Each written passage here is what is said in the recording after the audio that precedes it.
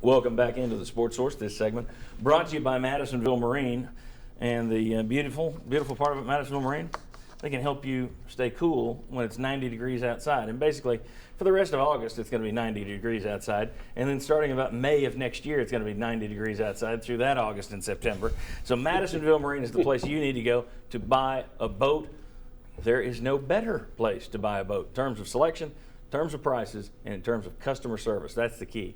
Madisonville Marine. All right, I want to welcome in the fourth member of our panel down there, Jimmy Hyams, who of course hosts Sports Talk on 990 and 99.1 Sports Radio WNML. Jimmy, thanks for being with us. Thanks for having me. All right, guys. Last week, we'll start where we kind of left off last week. We said last week that this was going to be a program. Once you get to a certain level, I think, the revolving door starts spinning. If the coaches see that, well, this guy may be not up to snuff and you're recruiting at a high level, and he steps over the line, the wrong line a little bit, he's gone.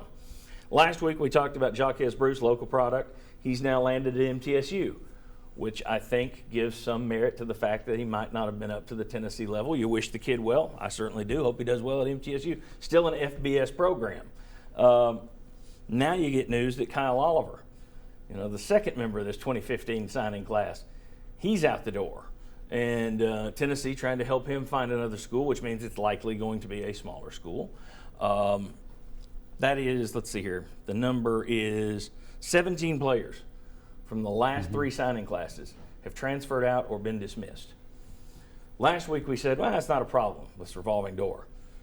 Have you changed your mind now that we've had two in about a 7-day span? Or is our answer the same? That no, this is pretty much par for the course of these big programs. Jimmy?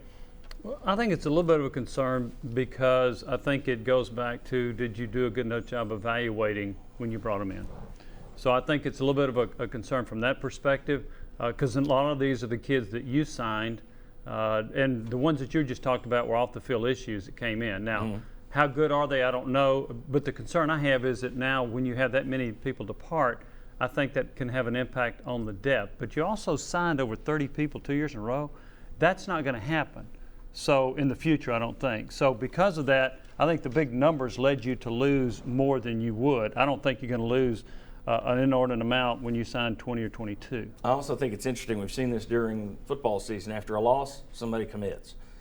Last 2 weeks, 2 guys have left. You've had 2 people commit. In the last couple, you had somebody this week. As soon as Oliver announces he's leaving, somebody else announces they're coming in. I don't know how much of that is timed to perfection by Butch Jones and crew. Guys, your thoughts. Mike, you weren't here last week. You got any problem with the fact that you do have some churn? I mean, programs like Alabama and LSU get away with it. Do you think it's a problem?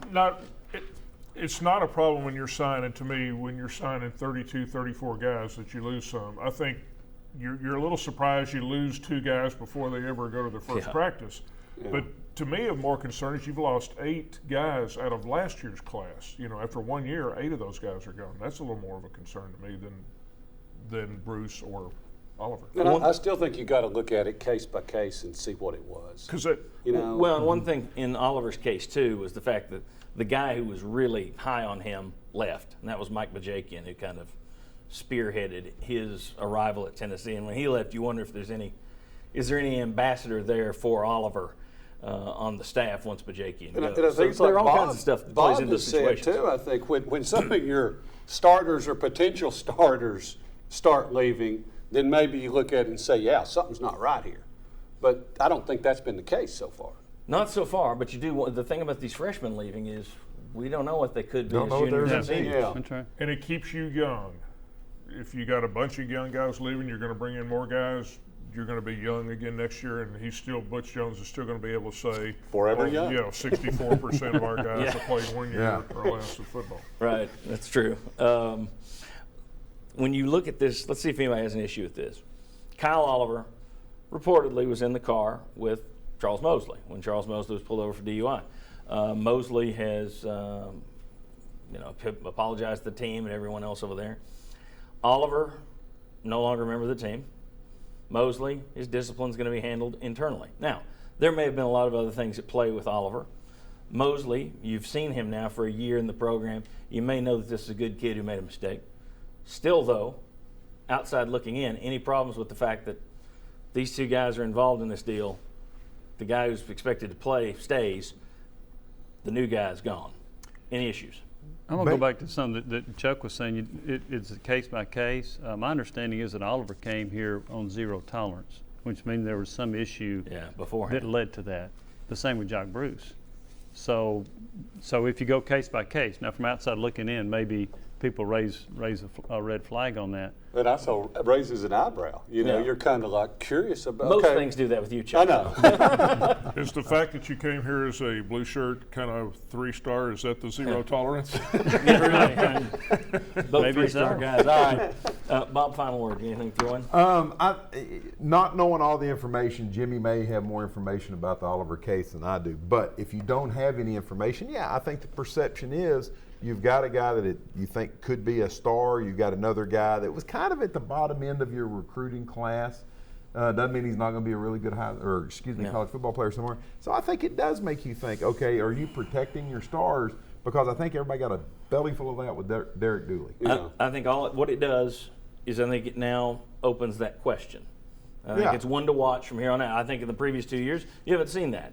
So I'm willing to give them the benefit of the doubt here and say, okay, this is two different situations, don't tie them together.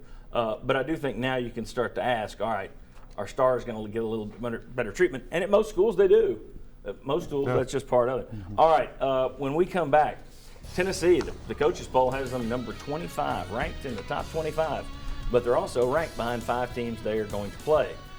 Glass half full, glass half empty. We'll see. Come on back on the Sports Source. From East Tennessee to the Carolinas, no job is too big for Benedict Construction.